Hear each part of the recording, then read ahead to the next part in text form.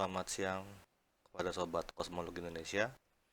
Oke, tahun 2030 nanti sekitar 800 juta pekerjaan akan diambil alih oleh AI. Perlukah Anda khawatir? Harus ya.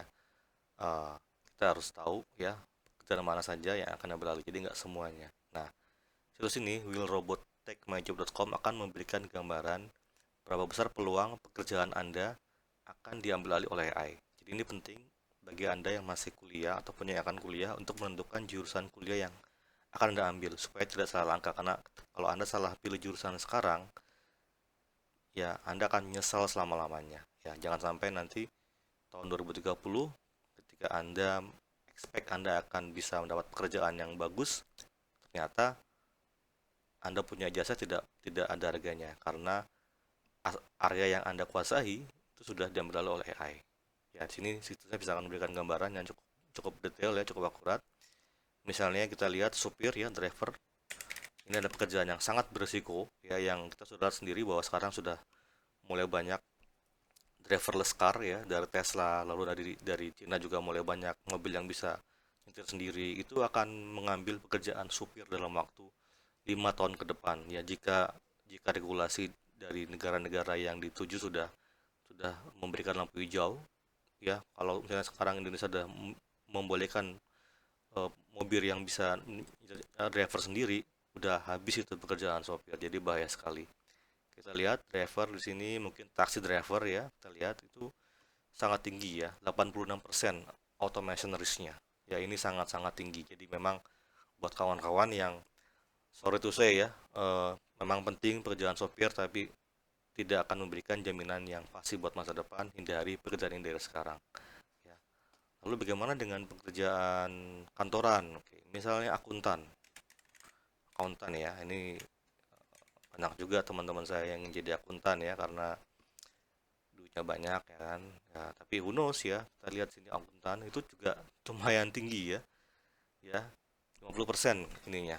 Resiko dia di automatize ya. Jadi ya buat Anda yang ingin menuju jurusan akuntansi, ya sebaiknya berpikir ulang dulu deh ya untuk mengambil pekerjaan ini ya, karena memang ada resiko ya. Tapi kalau Anda, bagaimana dengan hukum law ya, lawyer lawyer kan ada tuh isunya, ada robot lawyer ya, tapi itu masih sedikit banget ya. Kita lihat lawyer di sini. Oke, lawyer masih kecil ya, karena lawyer tuh membutuhkan skill human yang belum bisa dimimik oleh AI. Jadi buat Anda yang suka hukum law ya, saya rasa masih aman ya, masih aman untuk sekarang ya. Nah, untuk pekerjaan seperti engineer itu kita lihat engineer ya. Di sini ada banyak jenis engineer-nya. Kita lihat civil engineer lah, yang pekerjaan sipil ya, yang membangun bangunan itu masih kecil. Atau masih kecil nih, belum bisa di otomatis. Jadi silakan Anda yang ingin mengambil teknik sipil masih aman ya dari sekarang ya. Lalu gimana dengan programmer? Nah, programmer ini orang yang bikin AI. Apakah dia akan digantikan oleh AI juga? Kita lihat.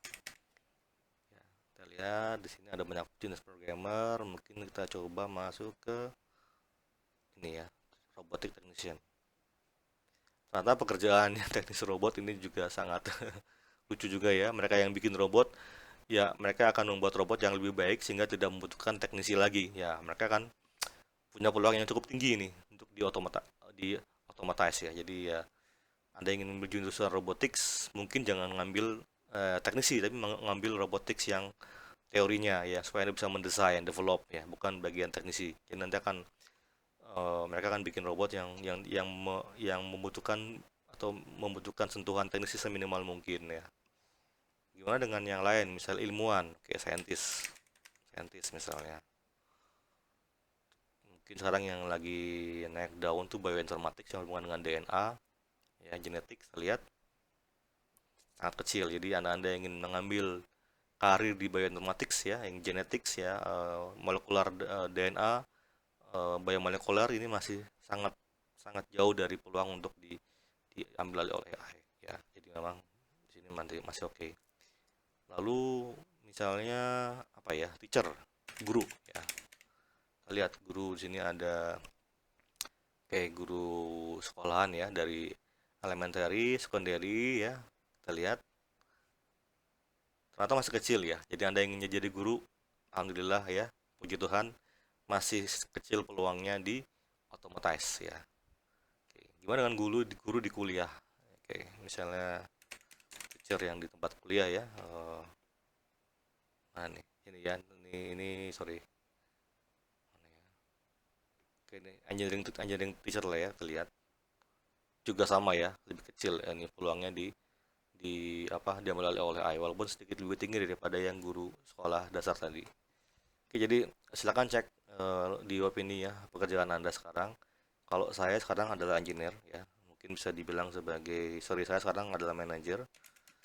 Oke, manajer kita lihat kalau manajer mungkin yang lebih tepat dengan kerjaan saya sekarang lebih ke arah sini nggak ada sih ya, nggak lengkap tapi mungkin akan mendekati ini mungkin belum mendekati lah. Oke.